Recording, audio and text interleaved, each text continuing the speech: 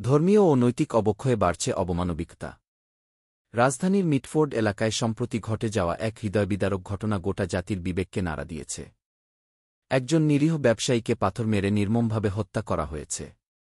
এই বর্বরতা, এই পাষণ্ডতা শব্দ সমাজে কল্পনাও করা যায় না।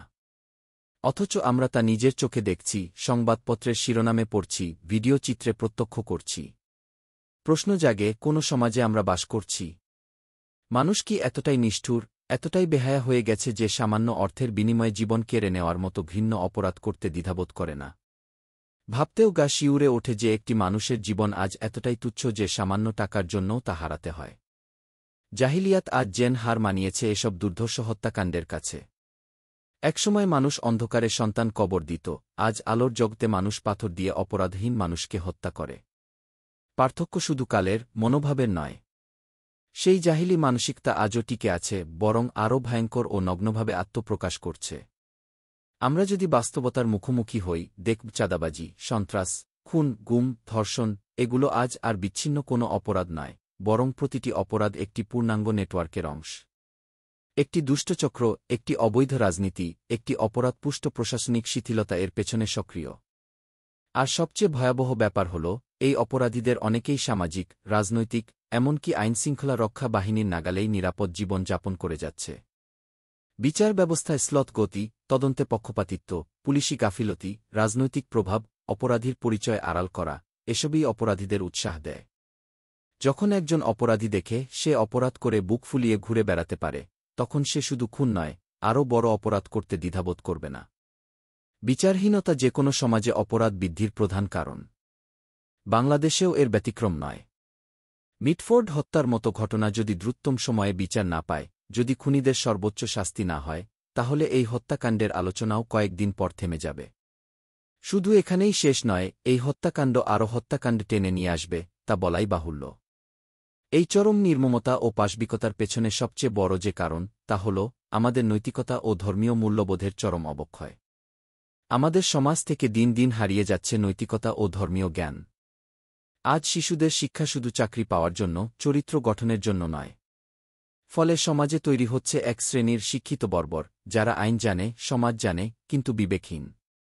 একটি সমাজ তখনই নিরাপদ হবে, যখন মানুষ নৈতিকতা ও ধর্মীয় চেতনায় ফিরে আসবে, তাহলে তারা অপরাধ থেকেও দূরে থাকবে।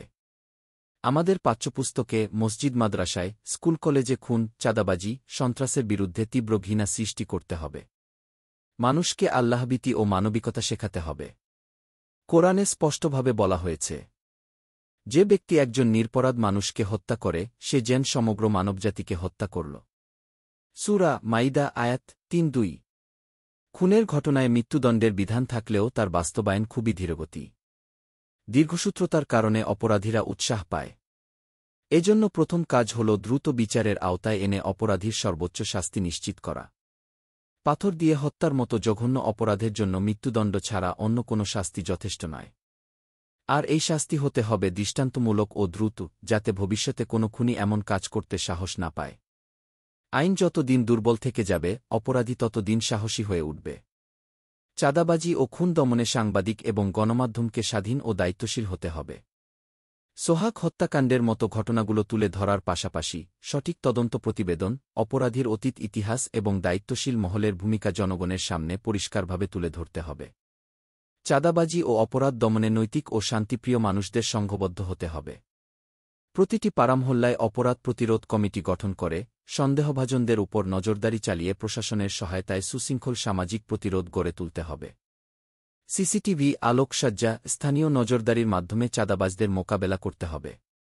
ভয় নয়, সাহসী প্রতিবাদী হতে পারে সমাজ রক্ষার ঢাল। সোহাগের মৃত্যু শুধু একটি প্রাণের মৃত্যু নয়, এটি আমাদের সমাজের বিবেকের মৃত্যু। আমরা যদি আজ জেগে না উঠি, প্রতিবাদ না করি, প্রতিরোধ গড়ে না তুলি, তবে আগামীকাল হয়তো আমাদের কেউ এরকম বর্বরতার শিকার হবে। সেদিন কেবল আফসোস করার মতো কিছুই আর অবশিষ্ট থাকবে না। আমরা চাই রাষ্ট্র জেগে উঠুক, বিচার বিভাগ কার্যকর হোক, প্রশাসন নিরপেক্ষ হোক, আর জনগণ সাহসী হোক। তাহলেই খুন-চাঁদাবাজির এই অভিশাপ থেকে মুক্তি সম্ভব। আমরা বলতে পারব, এ দেশ আলোর দেশ, এখানে অন্ধকারের ঠাঁই নেই। দিন প্রচারের উদ্দেশ্যে ভিডিওটি শেয়ার করুন। লাইক, কমেন্ট, ফলো এবং চ্যানেলটি সাবস্ক্রাইব করে পাশে থাকবেন। মহান আল্লাহ আপনাকে উত্তম জায়া দান করুক।